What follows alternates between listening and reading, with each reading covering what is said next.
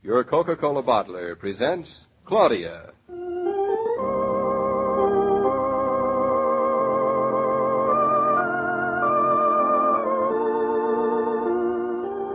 Claudia, based on the play and novels by Rose Franken.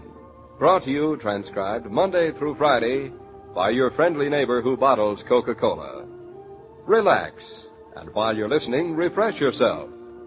Have a Coke.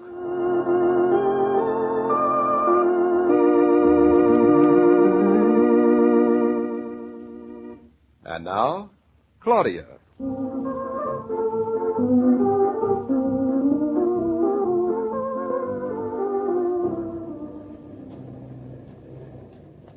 Well, how do you think Fluff looks? Much better. Didn't you, darling? Yep, I thought so. His eyes look more like his. That makes a lot of sense. You know what I mean. Tell me. I meant they don't look feverish anymore. Oh. That Dr. Mixel seems to be a very good man. He cleared up the infection in no time. It's modern drugs. The average germ really doesn't have a chance anymore. Well, listen to you. Who have you been talking to? Dr. Mixel. He said... Now, wait a minute. You're not going to be the kind of woman who falls in love with her doctor, are you? In the first place, he's Bluff's doctor.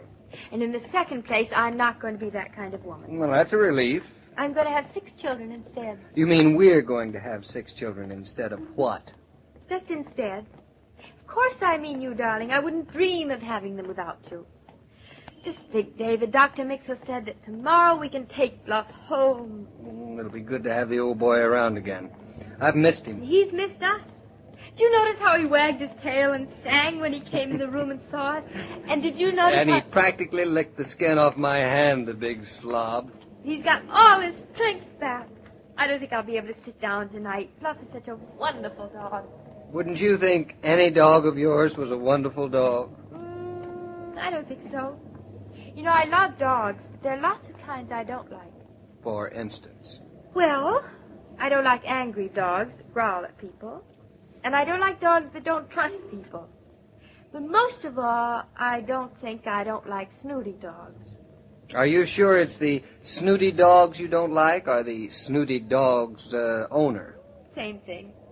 For instance, not being allowed to see Bluff in the big reception room today, because that snooty little old French poodle was bedded down there. Don't blame the poor poodle.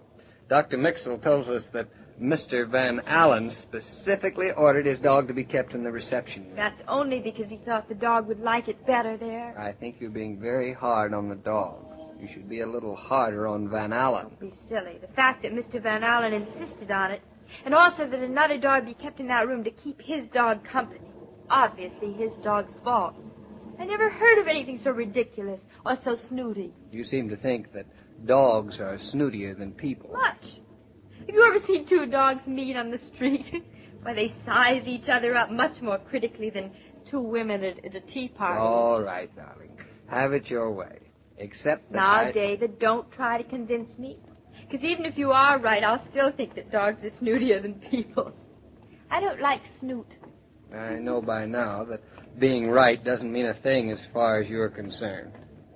What time is it, darling? It's about 20 after 5 by that big clock in the building over there. Why? Let's stop in this drugstore here, and I'll call Lottie and see if there's any need for my going back to the office. Oh, David, let me in the phone booth with you. There's not enough room in those booths for more than one person at a time. The last person in here was a man. He smoked a cigar. A very expensive cigar. You know all about cigars, too. Honestly, you men know more useless things. Oh, David, if you're not going to let me in the booth, will you at least leave the door open? Do you want the whole world to know my business? Am I the whole world? I don't know why I always let you boss me like this. Because it's easier than arguing.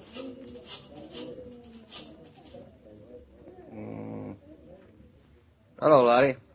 Yes, this is me. Anything new? Nobody called, eh? Oh, that's wonderful. We can go right home. Well, in that case, Lottie, I'll go straight. What's that? Yes, I'll hold on. What's the matter? What happened? Somebody just came in. She's seeing who it is. Any more questions? Oh, I hope it isn't anybody. No matter who it was, darling, that would be difficult. Well, I mean, you know, somebody. Why, you little snob.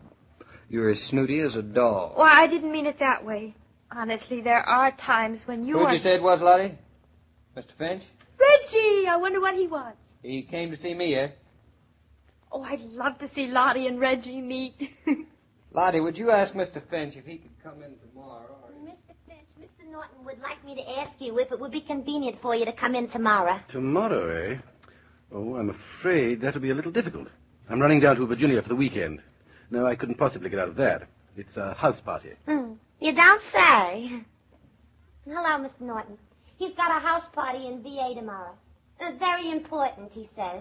Of course, I suppose I could wait until next week. Mr. Finch says it's not important. He's perfectly willing to wait until next week. Oh, no, I'd much rather. Mr. Naughton, he thinks it's an awful shame for you to have to come all the way back here. Yes, tell him not to bother. It's perfectly all right, really. But, Mr. Naughton, he says it isn't necessary for you. What he has to talk about you isn't important. Not at all, I'm sure. All right. I'll tell him. Yes, Mr. Naughton. Mr. Finch, he says to wait. Oh, that's very nice, really. I feel rather badly bringing him back here at this hour. It's not every person who would come back, Mr. Finch. Mr. Naughton is a very exceptional person. Oh, yes, indeed. I know. Are you planning to build, Mr. Finch? Why, yes.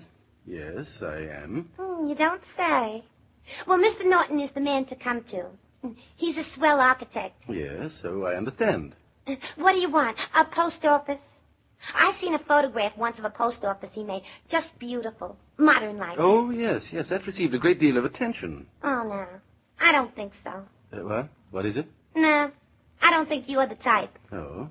For, what? For a post office. Oh, no, I don't think so either. Pardon me, Mr. Finch, but there are a few things we would have to know about you. Your address, please. Finch Hall, Old Westbury, Long Island. No street number? Not necessary. We're rather known around there. I see. A nice neighborhood, Old Westbury, Long Island. Well, if you don't mind... Not at all. Pull up a chair. He won't be long in coming. Thank you. You don't look as if you was in business. I'm not. Oh. I like men who do something. I'm sure you do. Mr. Naughton is a very busy man.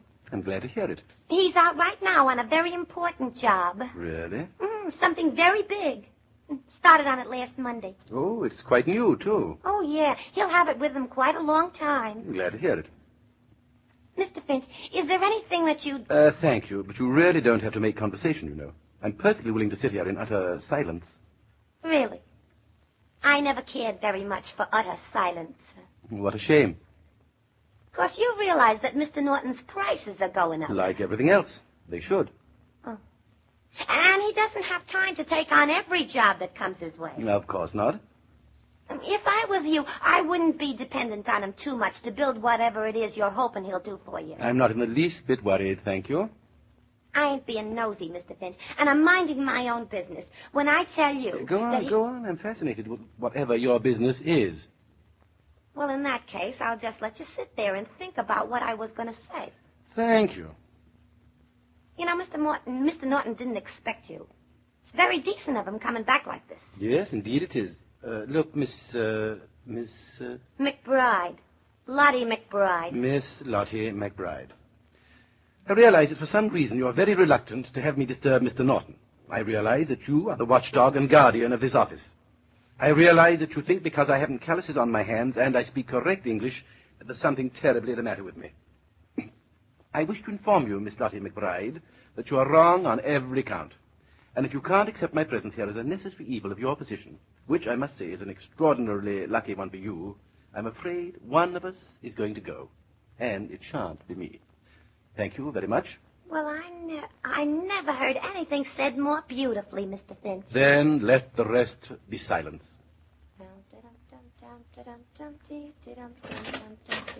Oh, Lottie, is he still here? Right over there.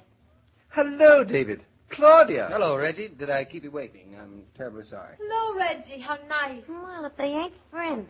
Miss McBride here tells me you're out on something very important. And, of course, We've just been seeing Bluff. He's in the hospital, poor pup. Oh, I am sorry to hear that. Well, for some people, dogs are important. Of course they are, Miss McBride. Even I know that.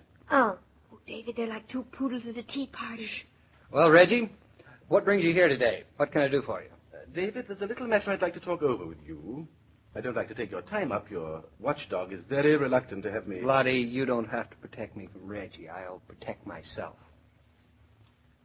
Ah, Miss McBride, I feel as if I've won some very barbaric contest between us. I hope that you'll be a better loser than I am a victor. I usually gloat for days. Get him. Oh, darling, why don't you go into the other office and see what Reggie wants? I'll stay here with Lottie. It won't take but a minute, David. It was just an idea of mine. Yes, I want to hear about it. Well, he sure puts it on. Puts what on? Long Island, Virginia, all that sort of stuff. Lottie, he's not putting it on. It's just the way he is. He can't help it. Don't be a poodle about it. A poodle, huh? Well, I got no use for him. That guy was born with a silver spoon between his gums. And he likes the taste of it so much he wouldn't let go of it in a million years. Oh, Reggie's really awfully sweet, Lottie. It's not his fault that the silver spoon was his great-grandmother's money. Well, I ain't got nothing against him. Only I don't go for snobs or snoots. You know, I don't think Reggie goes for them either. Well, what's he doing here anyway? He doesn't do any kind of work, now does he? I notice his fingers are all nice and smooth, like he has a manicure. Maybe he has. Maybe he never really has done any work, but if Reggie's here, it's because he wants to do something pretty wonderful. What could he do? You know, David didn't know, but Reggie's going to build a factory on Long Island for blind men. For blind men? Mm-hmm. Factory specially designed for them, where they can have jobs and work and not feel handicapped because they can't see. They'll be able to have jobs, Lottie, and earn their own way, and they're never going to have to ask for pity or charity. That's what that character's going to do, huh? That's what it is. Oh, gee. Guess I had him doped out all wrong. I talked to him really tough. I thought he was a softie. All that's gold doesn't glitter, Lottie. Gee, I had him figured all wrong. I guess he ain't snooty, huh? It's just the way he talks. He had me fooled, too, first time I met him. He had me feeling I was so much better than he was. You know, Mrs. Naughton, I guess the Bronx ain't got no right to be snooty to Long Island after all. Oh, but gee, for a while there, it felt awful good.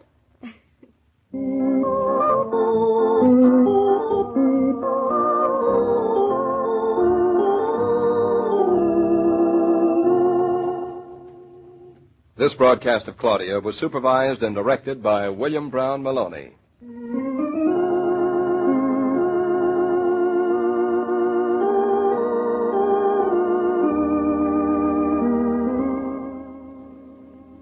When you get to thinking that everything on your shopping list is going to cost more than you'd planned, just step over to that friendly red cooler, put a nickel in, and up will come the same delicious Coca-Cola you've always known. After you enjoy the pause that refreshes, ask for a carton of Coke to take home. And thank goodness there's one old favorite at its favorite old price, just 5 cents a bottle.